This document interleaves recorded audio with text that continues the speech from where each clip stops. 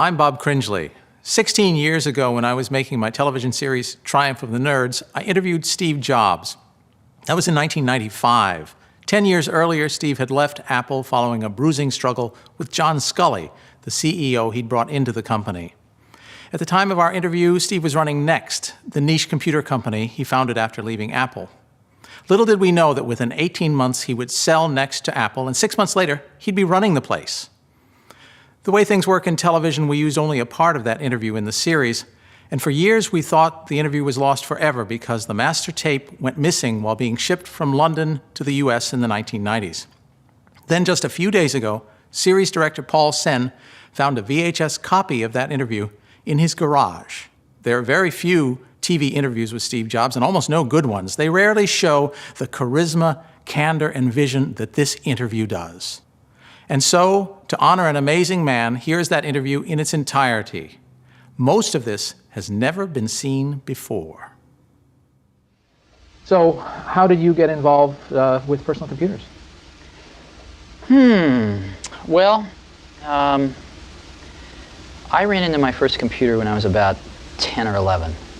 And it's hard to remember back then, but I'm an old fossil now. I'm an old fossil. So when I was 10 or 11, it was about 30 years ago. And no one had ever seen a computer. To the extent that they'd seen them in movies, and there were these big boxes with whirring, for some reason they fixated on the tape drives as being the icon of what the computer was, or flashing lights somehow. And so nobody had ever seen one. They're very mysterious, very powerful things that did something in the background. And so to see one and actually get to use one was a real privilege back then. And I got into NASA, Ames Research Center down here, and I got to use a time-sharing terminal. So I didn't actually see the computer, but I saw a time-sharing terminal. And in those days, again, it's hard to remember how primitive it was. There was no such thing as a computer with a graphics video display. It was literally a printer. It was a teletype printer with a keyboard on it. So you would keyboard these commands in, and then you would wait for a while, and then the thing would go and it would tell you something out. But even with that, it was still remarkable, especially for a 10-year-old, that you could write a program in BASIC, let's say, or Fortran, and actually this machine would sort of take your idea and it would sort of execute your idea and give you back some results. And if they were the results that you predicted, your program really worked. It was an incredibly thrilling experience.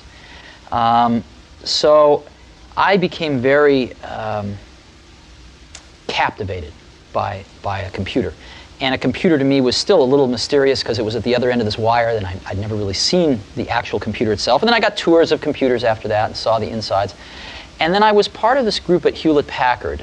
When I was 12, I called up Bill Hewlett, who lived in Hewlett-Packard at the time. And again, this dates me, but there was no such thing as an unlisted telephone number then, so I could just look in the book and looked his name up.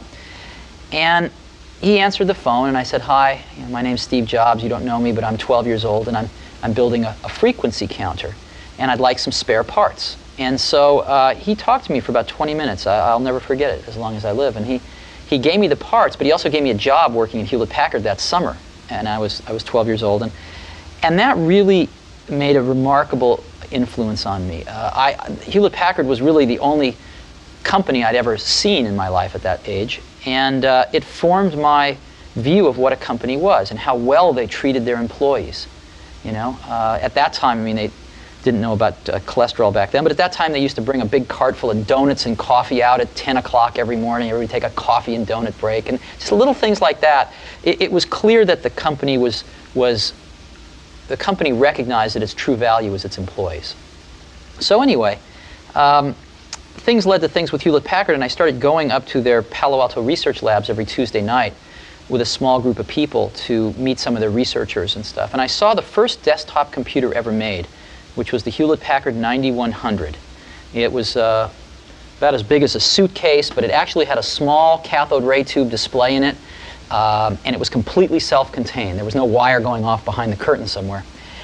And I fell in love with it. And you could program it in BASIC and APL.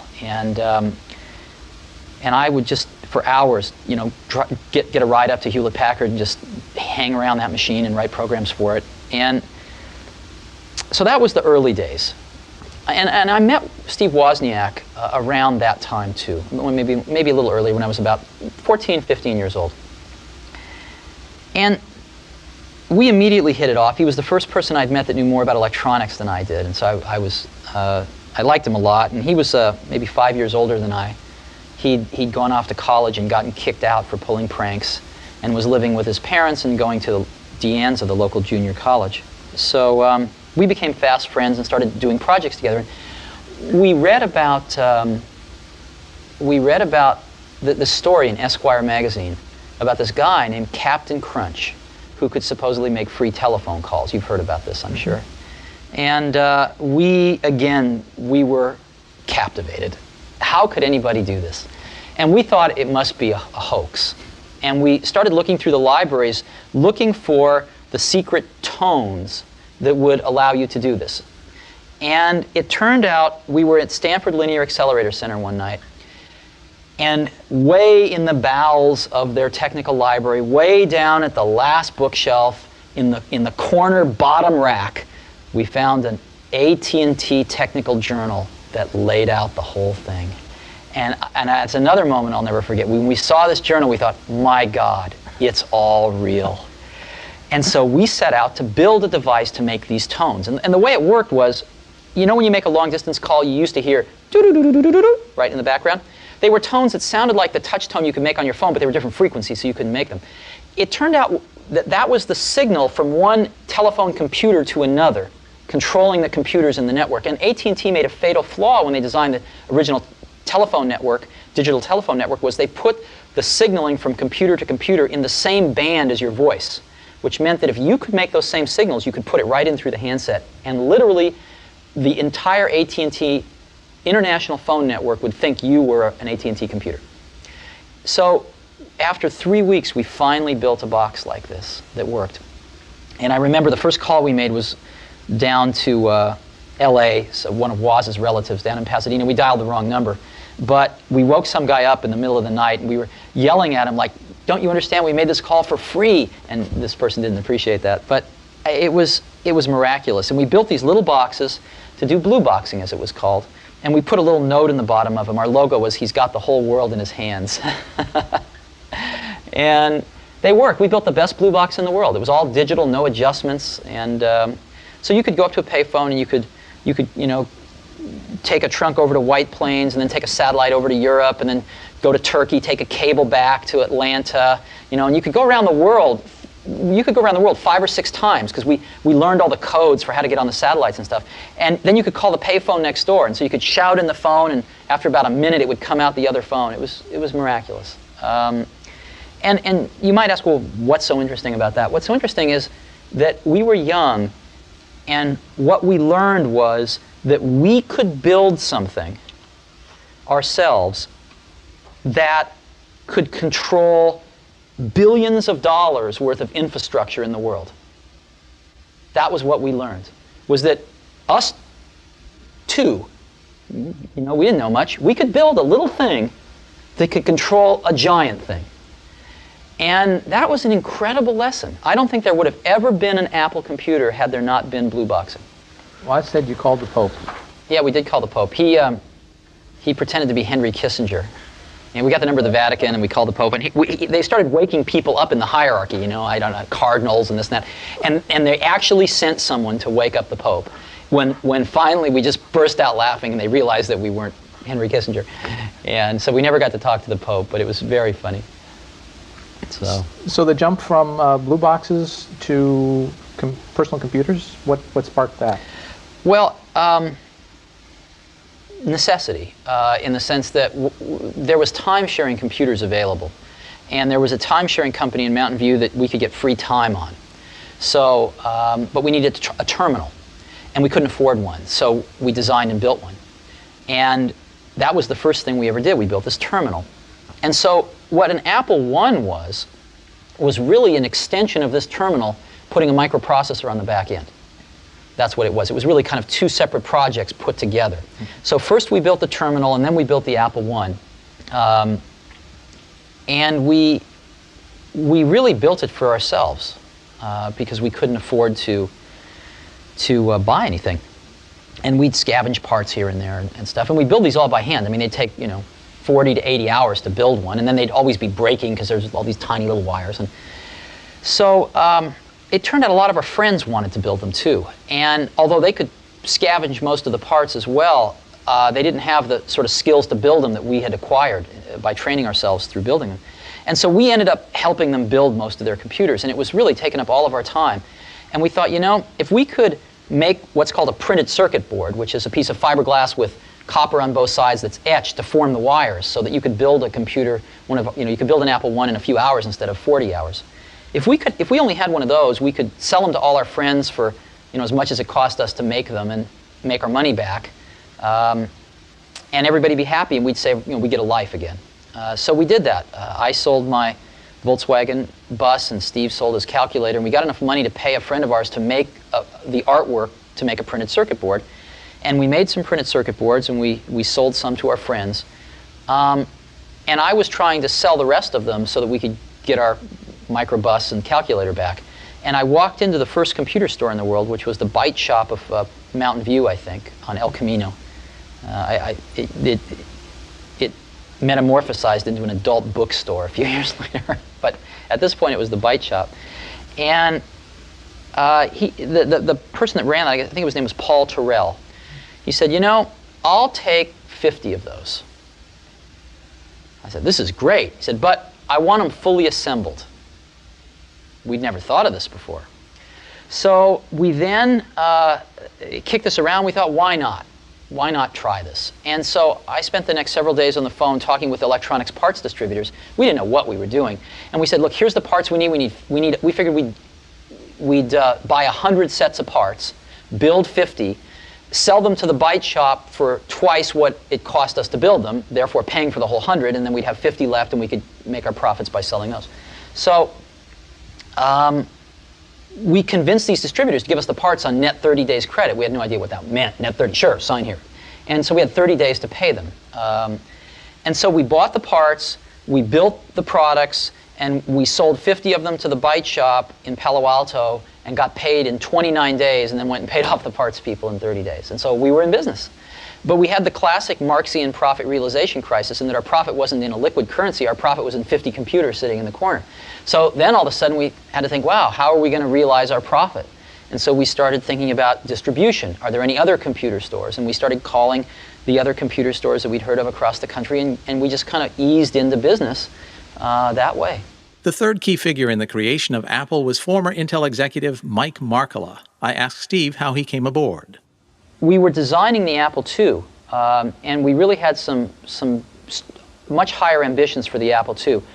Woz's ambitions were he wanted to add color graphics. My ambition was that it was very clear to me that while there were a bunch of hardware hobbyists that could assemble their own computers, or at least take our board and add the transformers for the power supply and the case and the keyboard and go get et cetera, go get the rest of the stuff. For every one of those, there were 1,000 people that couldn't do that but wanted to mess around with programming.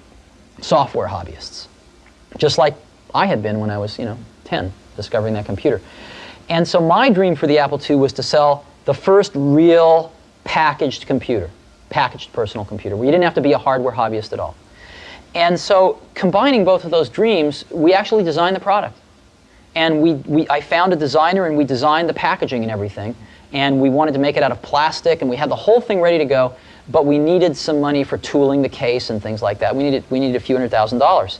And this was way beyond our means. So I went looking for some venture capital. And I ran across one venture capitalist named Don Valentine, who came over to the garage, and he later said I looked like a renegade from the human race. That was his famous quote. And he said he wasn't willing to invest in us, but he recommended a few people that might, and one of them was Mike Markkula. So I called Mike on the phone, and Mike came over, and Mike had retired at about 30 or 31 from Intel. He was a product manager there and gotten a little bit of stock, and made like $1 million on stock options, which at that time was quite a lot of money. And he'd been investing in oil and gas deals and kind of staying home and doing that sort of thing. And he, I think, was kind of antsy to get back into something. And Mike and I hit it off very well. And so Mike said, okay, I'll invest after a few weeks. And I said, no, we don't want your money. We want you. So we convinced Mike to actually throw in with us as an equal partner. And so Mike put in some money, and Mike put in himself, and the three of us went off and we took this design that was virtually done with the Apple II and tooled it up and announced it a few months later at the West Coast Computer Fair.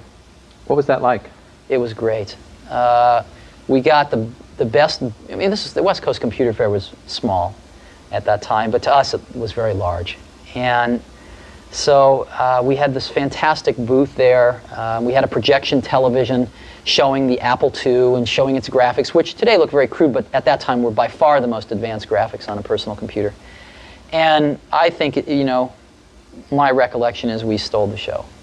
And a lot of dealers and distributors started lining up, and we were off and running. How old were you? 21. 21. Yeah. You're 21. You're a big success. You know, you just sort of done it by the seat of your pants. You don't have any particular training in this. How do you learn to run a company?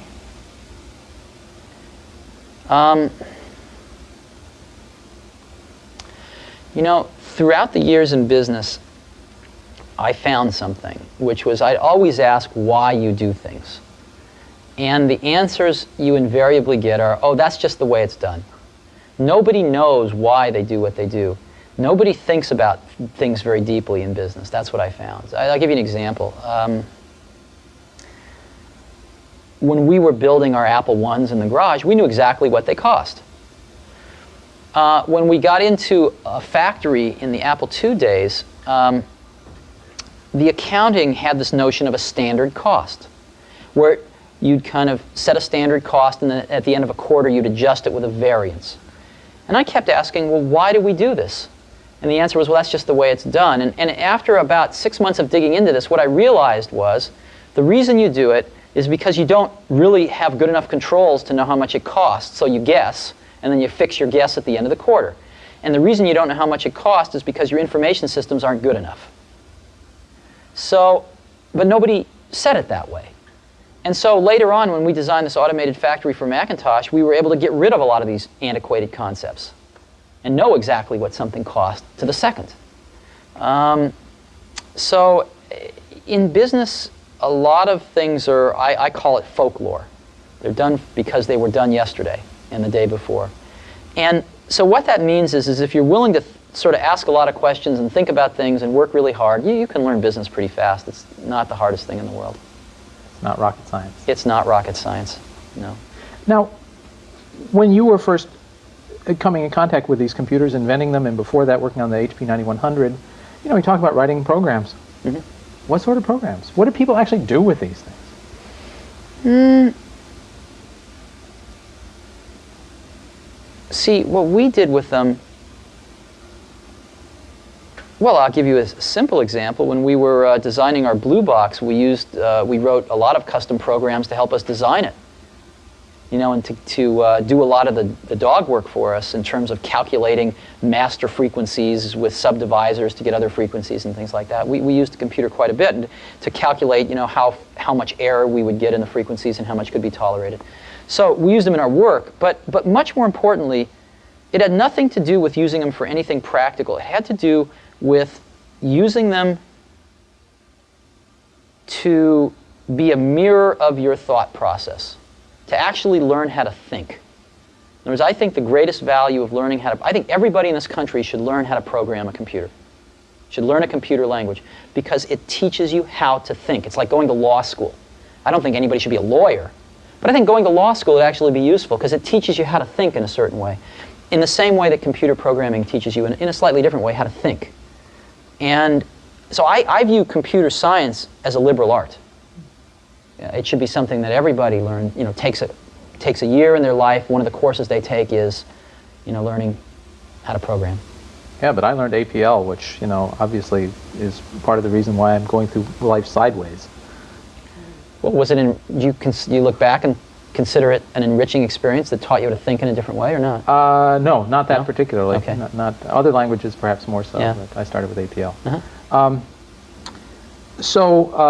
I mean, obviously, the Apple II was a terrific success. Yeah. Just incredibly so. And the company grew like Topsy. and eventually went public, and you guys got really rich. What's it like to get rich? It's very interesting. I was worth about over $1 million when I was 23, and over $10 million when I was 24, and over $100 million when I was 25. And it wasn't that important because I never did it for the money.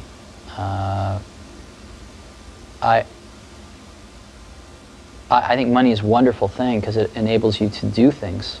It enables you to invest in ideas that don't have a short-term payback and things like that. But especially at that point in my life, it was not the most important thing. The most important thing was the company, the people, the products we were making, what we were going to enable people to do with these products. So I didn't think about it a great deal. You know, I never sold any stock and just really believed that the company would do very well over the long term. Central to the development of the personal computer was the pioneering work being done at Xerox's Palo Alto Research Center, which Steve first visited in 1979. I had 3 or 4 people who kept bugging me that I ought to get my rear over to Xerox PARC and see what they were doing. And so I finally did. I went over there, and they were very kind, and they showed me what they were working on. And they showed me really 3 things. But I was so blinded by the first one that I didn't even really see the other 2. One of the things they showed me was object-oriented programming. They showed me that, but I didn't even see that. The other one they showed me was really a networked computer system. They had over 100 Alto computers, all networked, using email, et cetera, et cetera. I didn't even see that. I was so blinded by the first thing they showed me, which was the graphical user interface. I thought it was the best thing I had ever seen in my life. Now, remember, it was very flawed. What we saw was incomplete. They'd done a bunch of things wrong, but we didn't know that at the time. It's still, though, they had the germ of the idea was there, and they'd done it very well. And within, 10 minutes, it was obvious to me that all computers would work like this someday. It was obvious. I mean, you could argue about how many years it would take, you could argue about who the winners and losers might be, but you couldn't argue about the inevitability of it. It was so obvious. You would have felt the same way had you been there. Those are the exact words that Paul Allen used. Yeah. It's really interesting. Yeah, it was obvious. But there were two visits. You saw it, then you brought some people back with you? Yeah. And what happened the next time? They made you cool your heels for a while. No. No? Well, Adele Goldberg says otherwise. What do you mean? Well, she did the demo when Right. the group came back, and she said that she argued against doing it for 3 hours. And they took you other places and showed you other things while she was arguing. You mean they were reluctant to show us the demo? She was. Oh, okay. Oh, I have no idea. Oh, okay. Yeah, I don't remember that. I thought you meant something else. So they were very skillful. Yeah. But they did show us. Yeah. So, and it's good that they showed us because the technology crashed and burned at Xerox. And they used to call what's that? No, I was just... Why? Yeah, why? Oh, I actually thought a lot about that, and I learned more about that with John Scully later on, and I think I understand it now pretty well. What happens is, like with John Scully, John came from PepsiCo, and they at most would change their product, once every 10 years. I mean, to them, a new product was like a new size bottle, right? So if you were a product person, you couldn't change the course of that company very much. So who influenced the success of PepsiCo? The sales and marketing people. Therefore, they were the ones that got promoted, and therefore they were the ones that ran the company. Well, for PepsiCo, that might have been okay, but it turns out the same thing can happen in technology companies that get monopolies, like, IBM and Xerox. If you were a product person at IBM or Xerox, so you make a better copy or a better computer. So what? When you have a monopoly market share, the company's not any more successful. So the people that can make the company more successful are sales and marketing people. And they end up running the companies. And the product people get driven out of the decision-making forums. And the companies forget what it means to make great products. Sort of the product sensibility and the product genius that brought them to that monopolistic position gets rotted out by people running these companies who have no conception of a good product versus a bad product. They have no conception of the craftsmanship that's required to take a good idea and turn it into a good product. And they really have no feeling in their hearts, usually, about wanting to really help the customers. So that's what happened at Xerox. The people at Xerox PARC used to call the people that ran Xerox toner heads. And they just had, and these toner heads would come out to Xerox PARC and they just had no clue about what they were seeing. And for our audience, toner is what? Oh, toner. Toner is what you put into a copier. Yeah, the toner that you add to an industrial copier. The black stuff. The black stuff, yeah. So basically they were copier heads that just had no clue about a computer or what it could do. And so they just grabbed defeat from the greatest victory in the computer industry. Xerox could have owned the entire computer industry today. Could have been, a company 10 times its size. Could have been IBM. Could have been the IBM of the 90s. Could have been the Microsoft of the 90s. So, but anyway, that's all ancient history. It doesn't really matter anymore. Sure. You mentioned IBM. When IBM entered the market, was that a daunting thing for you at Apple? Oh, sure. Here was Apple, a $1 billion company, and here was IBM at that time, probably about a 30-some-odd billion-dollar company entering the market. Sure it was. It was very scary. We made a very big mistake, though. IBM's first product was terrible. It was really bad. And we made a mistake of not realizing that a lot of other people had a very strong vested interest in helping IBM make it better. So if it had just been up to IBM, they would have crashed and burned. But IBM did have, I think, a genius in their approach, which was to have a lot of other people have a vested interest in their success. And that's what saved them in the end. So you came back from visiting Xerox PARC with a vision. And how did you implement the vision? Well, I got our best people together and started to get them working on this. The problem was that we'd hired a bunch of people from Hewlett-Packard. And they didn't get this idea. They didn't get it. I remember having dramatic arguments with some of these people who thought the coolest thing in user interface was soft keys at the bottom of a screen, They had no concept of proportionally spaced fonts, no concept of a mouse. Matter of fact, I remember arguing with these folks, people screaming at me that it would take us 5 years to engineer a mouse and it would cost $300 to build. And I finally got fed up. I just went outside and found David Kelly Design and asked him to design me a mouse. And in 90 days, we had a mouse we could build for 15 bucks that was phenomenally reliable. So I found that, in a way, Apple did not have the caliber of people that was necessary to seize this idea in many ways. And there was a core team that did, but there was a larger team that mostly had come from Hewlett-Packard that didn't have a clue. Well, it becomes this issue of professionalism. There's a dark side and a light side to it, isn't there? Well, no, you know what it is? No, it's not dark and light. It's that people get confused. Companies get confused. When they start getting bigger, they want to replicate their initial success.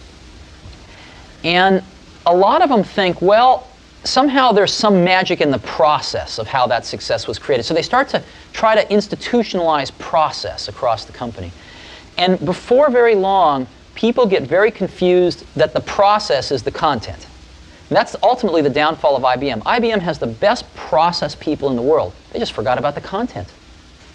And that's what happened a little bit at Apple, too. We had a lot of people who were great at management process. They just didn't have a clue as to the content. And in my career, I found that the best people, are the ones that really understand the content, and they're a pain in the butt to manage, But you put up with it because they're so great at the content. And that's what makes great products. It's not process, it's content. So we had a little bit of that problem at Apple. And that problem eventually resulted in the Lisa, which had its moments of brilliance. In a way, it was very far ahead of its time. But there wasn't enough fundamental content understanding.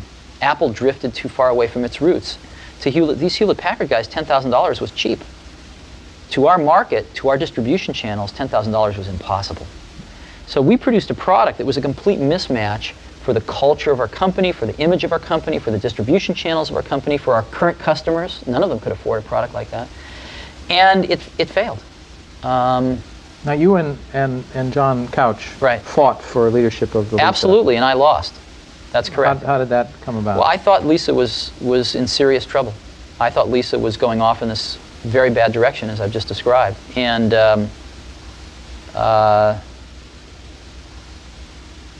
I could not convince enough people in the senior management of Apple that that was the case. And we ran the place as a team for the most part. So I lost.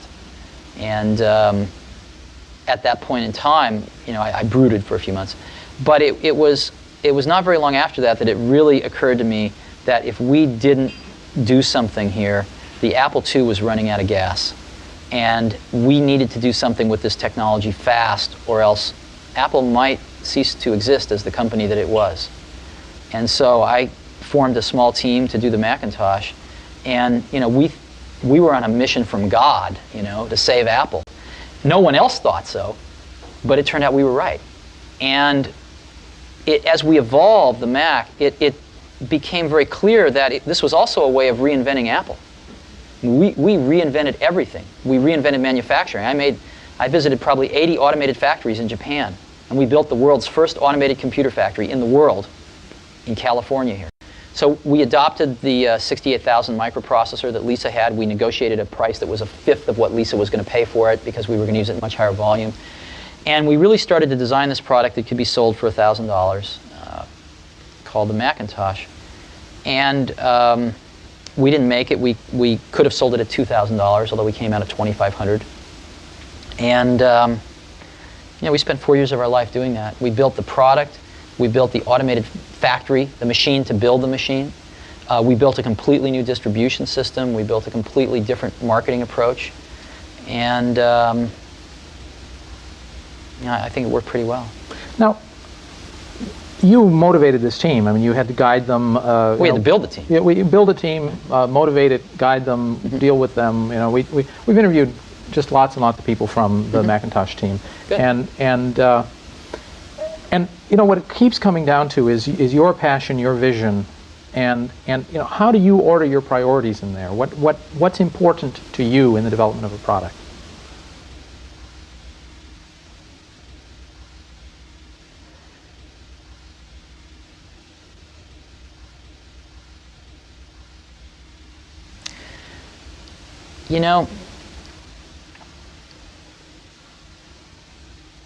One of the things that really hurt Apple was after I left, John Sculley got a very serious disease.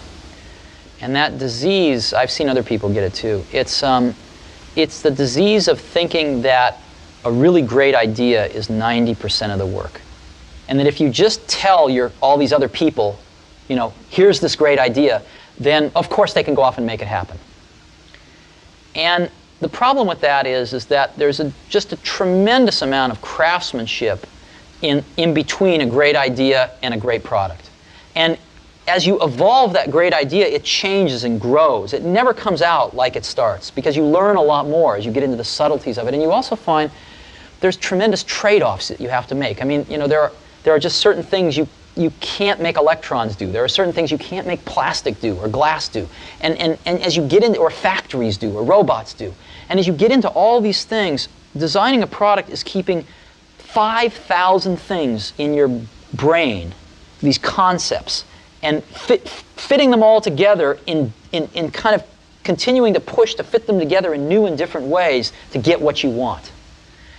And every day you discover something new that is a new problem or a new opportunity to fit these things together a little differently. And it's that process that is the magic.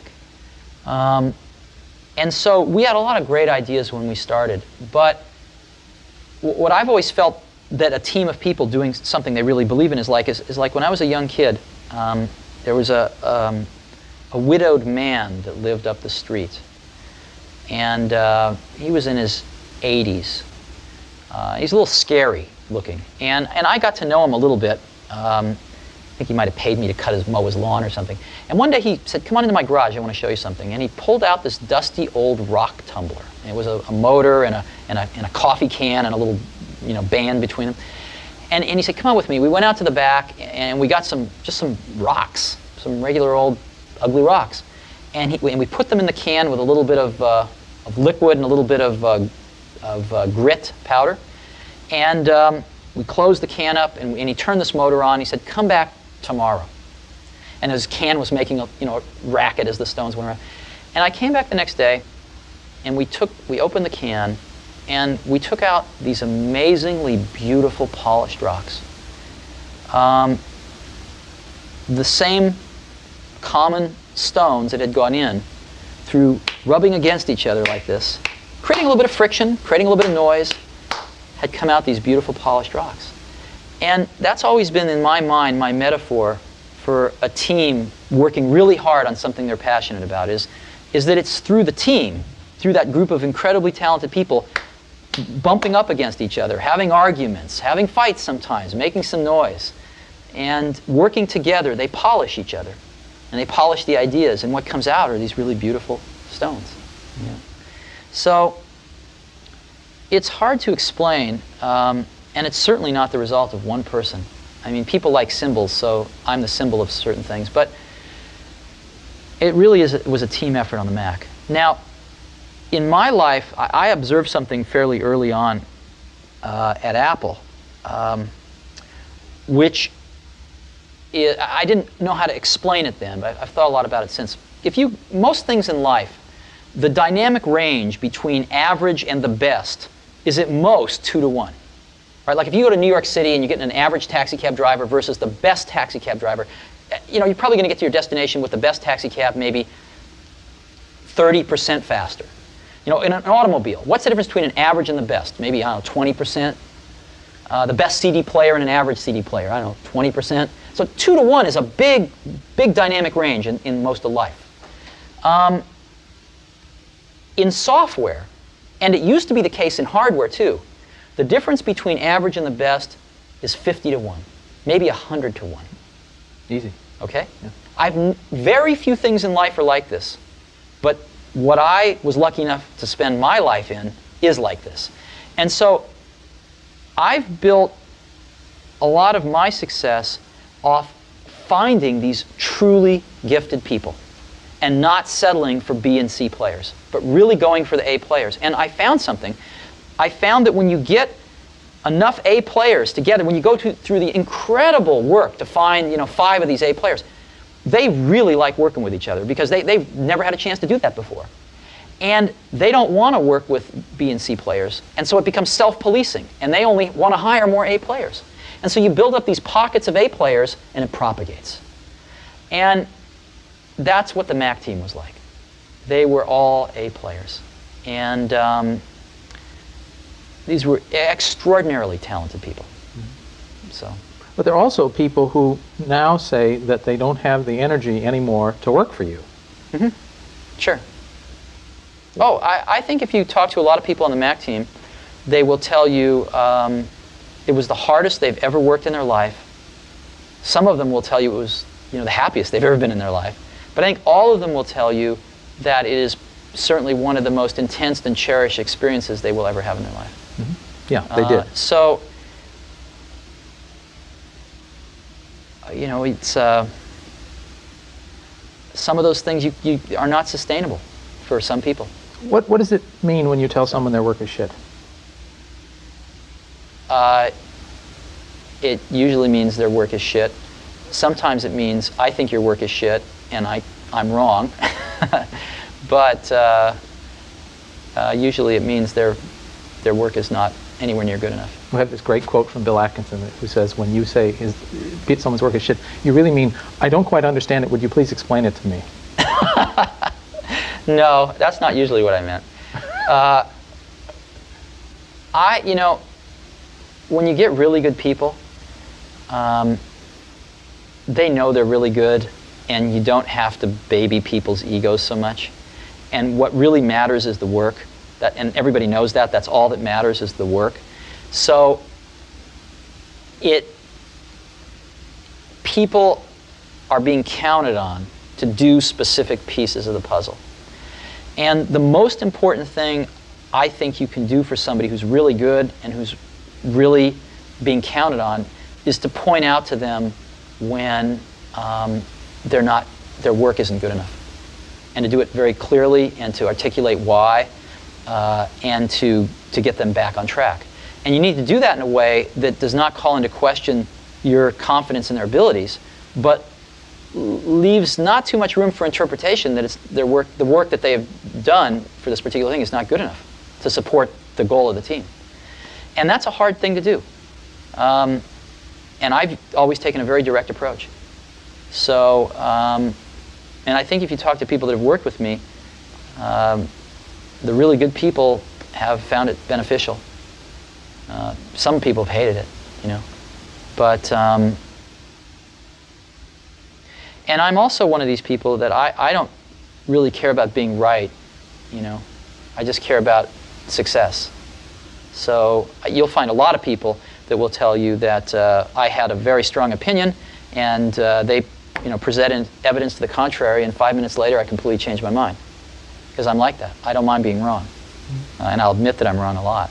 It doesn't really matter to me too much. What matters to me is that we do the right thing. So how and why did Apple get into desktop publishing, which would become the Mac's killer app?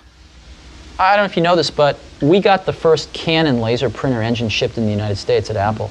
And we had it hooked up to a Lisa, actually imaging pages, before anybody. Before HP, long before HP, long before Adobe. But I heard a few times people would tell me, hey, there's these guys over in this garage that left Xerox PARC, you ought to go see them. And I finally went and saw them, and I saw what they were doing, and it was better than what we were doing. And they were going to be a hardware company. They wanted to make printers and the whole thing. And so what I talked them into being a software company. And we, within 2 or 3 weeks, we had canceled our internal project. A bunch of people wanted to kill me over this, but we did it. And I had cut a deal with Adobe to use their software, and we bought 19.9% of Adobe at Apple. They needed some financing. We wanted a little bit of control. And we were off to the races. And so we got the engines from Canon. We designed the first laser printer controller at Apple. And we got the software from Adobe, and we introduced the LaserWriter. And no one at the company wanted to do it but a few of us in the Mac group. Everybody thought a $7,000 printer was crazy. What they didn't understand was you could share it with AppleTalk. I mean, they understood it intellectually, but they didn't understand it viscerally, because the last really expensive thing we tried to sell was Lisa.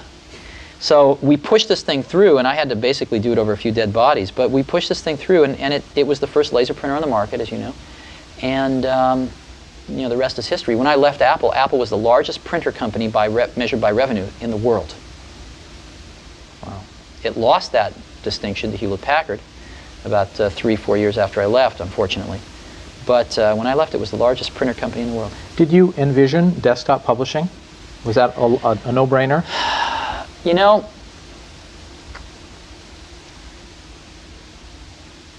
yes, but we also envisioned really the networked office.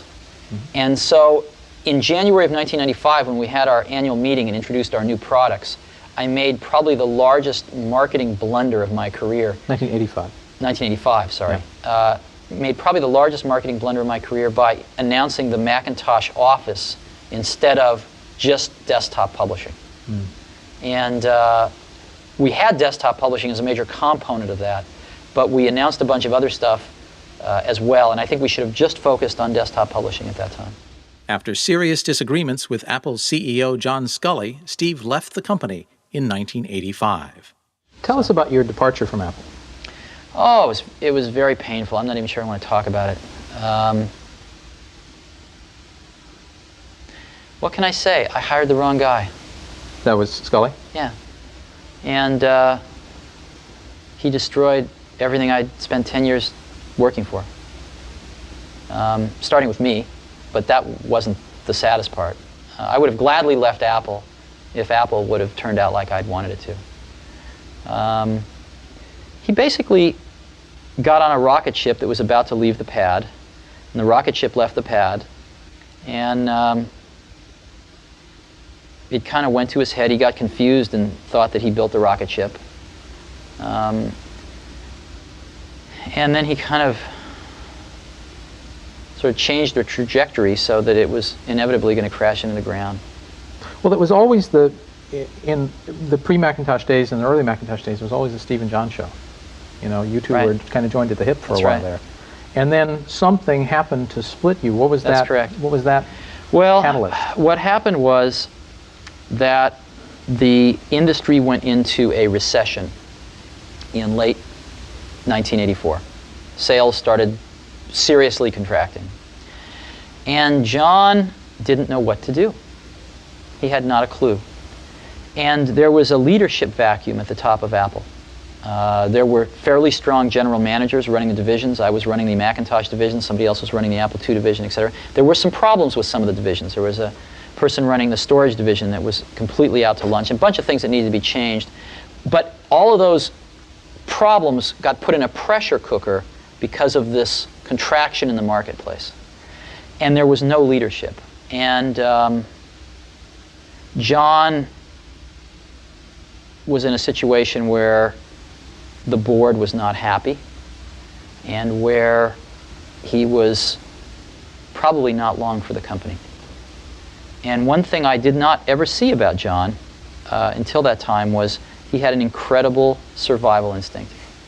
Somebody once told me this guy didn't get to be this, the president of PepsiCo without these kinds of instincts. And it was true. And John decided that a really good person to be the root of all these problems would be me. And so we came to loggerheads. And John had cultivated a very close relationship with the board, and they believed him. So that's what happened. So there were competing visions for the company. Oh, clearly. And Well, not so much competing visions for the company, because I don't think John had a vision for the company. well, I guess I'm asking, what was your vision that Yeah. that lost out in this instance? It wasn't an issue of vision. It was an issue of execution, in the sense that my belief was that Apple needed much stronger leadership to sort of unite these various factions that we created with the divisions, that the Macintosh was the future of Apple, that we needed to rein back expenses dramatically in the Apple II area, that we needed to be spending very heavily in the Macintosh area, things like that. And John's vision was that he should remain the CEO of the company, and anything that would help him do that would be acceptable. So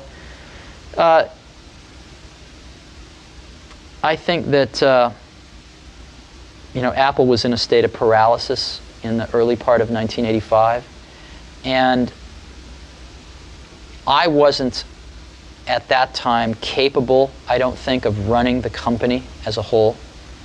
I was 30 years old, and I don't think I had enough experience to run a $2 billion company.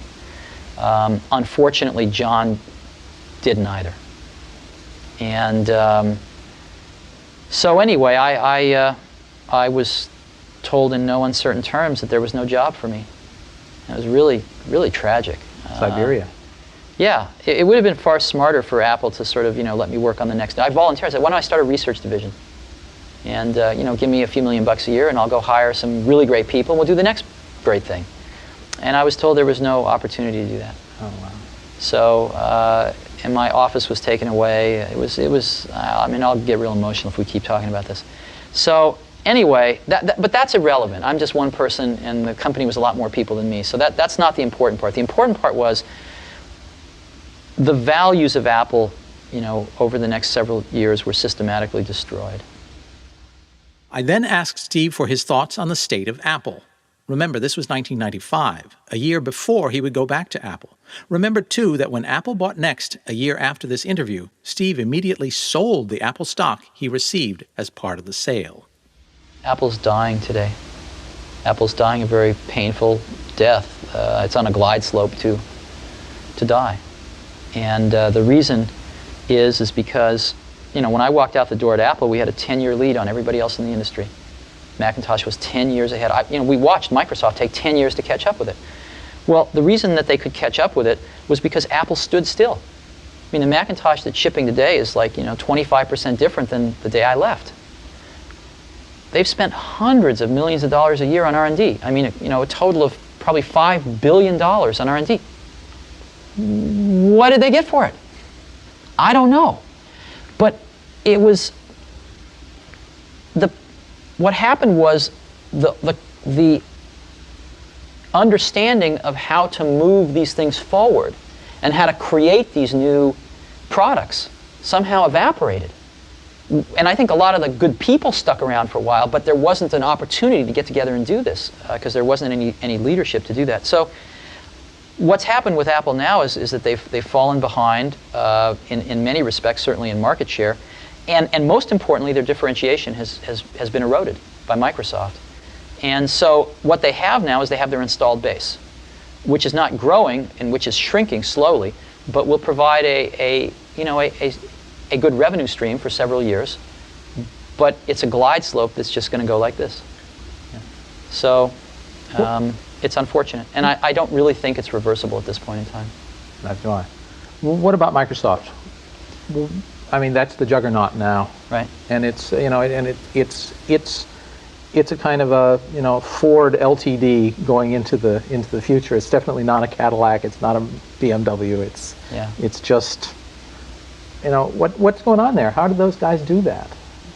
Well,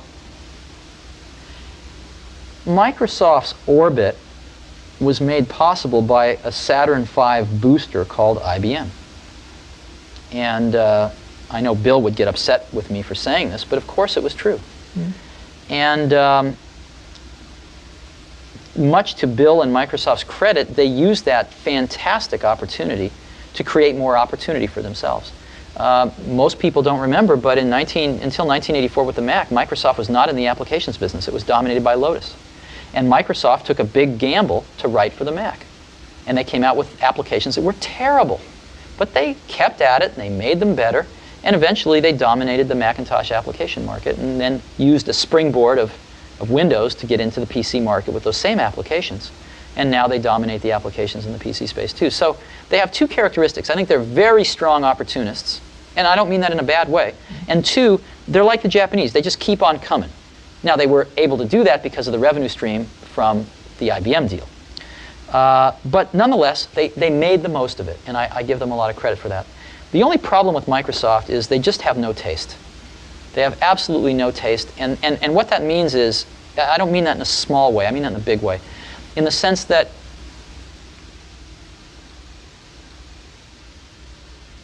they don't think of original ideas, and they don't bring much culture into their product.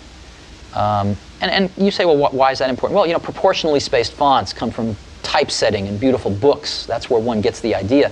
If it weren't for the Mac, they would never have that in their products. And so I guess I am saddened, not by Microsoft's success. I have no problem with their success. They've earned their success, for the most part. I have a problem with the fact that they just make really third-rate products. Their products have no spirit to them. Their products have no sort of spirit of enlightenment about them. They are very pedestrian. And the sad part is that most customers don't have a lot of that spirit either. But the way that we're going to ratchet up our species is to take the best and to spread it around to everybody so that everybody grows up with better things and starts to understand the subtlety of these better things. And Microsoft's just, it's McDonald's. So that's what saddens me. Not that Microsoft has won, but that Microsoft's products don't display more insight and more creativity. So what are you doing about it? Tell us about Next. Well, I'm not doing anything about it. Okay. Because Next is too small of a company to do anything about that. I'm just watching it. And there's really nothing I can do about it. Next, we talked about Next, the company Steve was running in 1995, which Apple was soon to buy. Next software would become the heart of the Mac in the form of OS X. You don't really want to hear about Next, do you? Yes, I do. You do? Okay.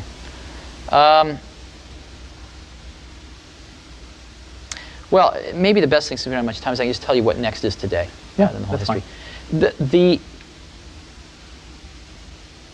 There hasn't been...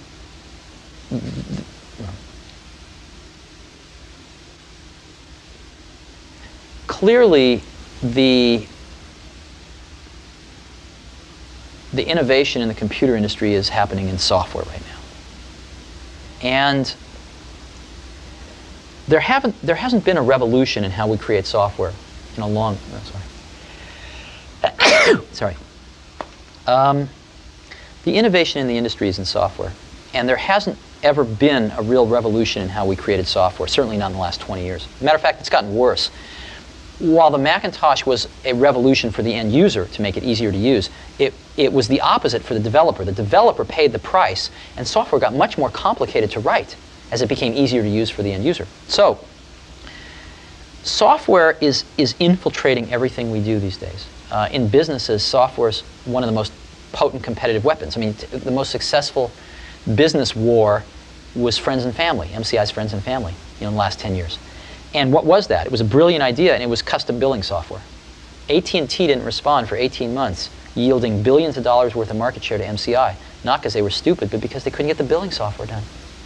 So in ways like that, and in smaller ways, software is becoming an incredible force in this world. To provide new goods and services to people, whether it's over the internet or what have you, software is going to be a major enabler in our society. We have taken another one of those brilliant original ideas at Xerox PARC that I saw in 1979, but didn't see really clearly then, called object-oriented technology.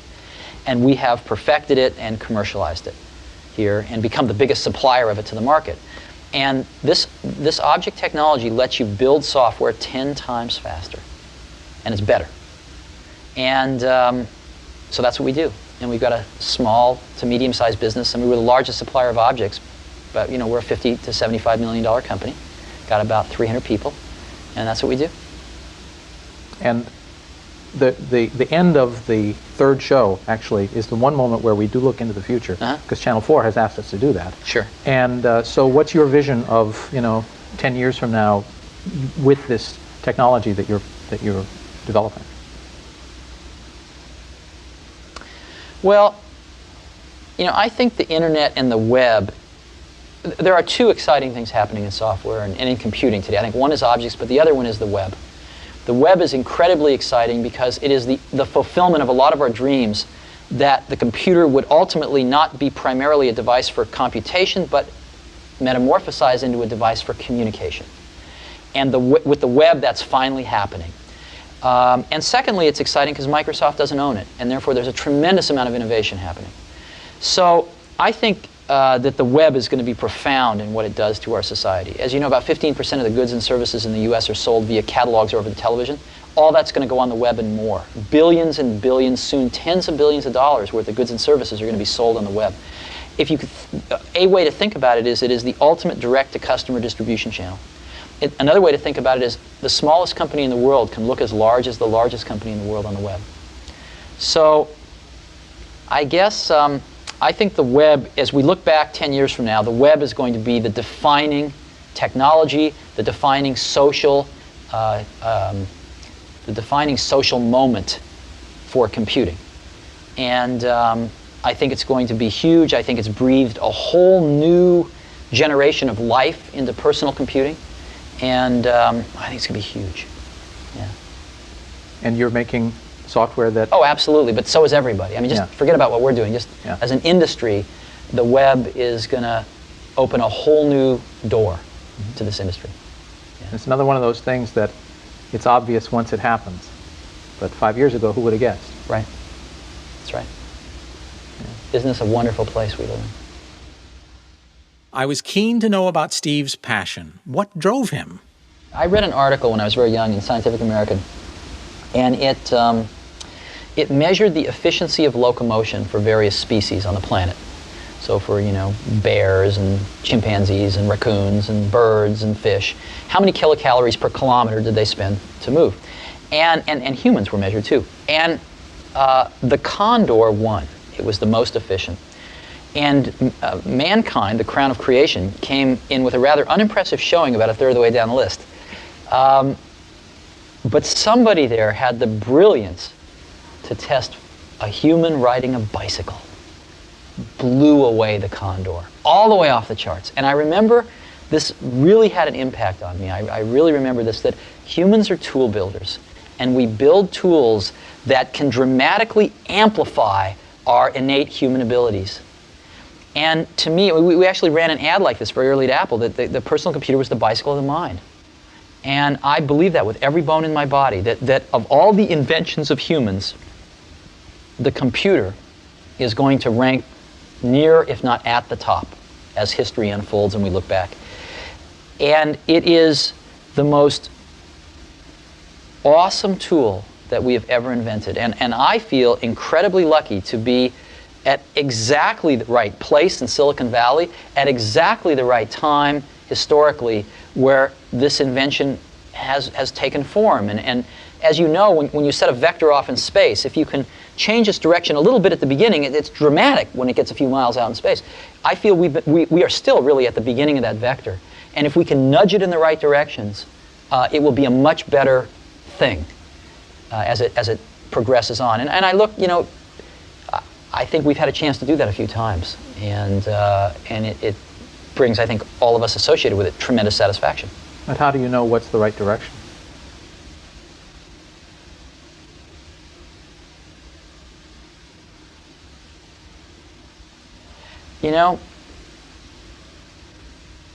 Ultimately, it comes down to taste.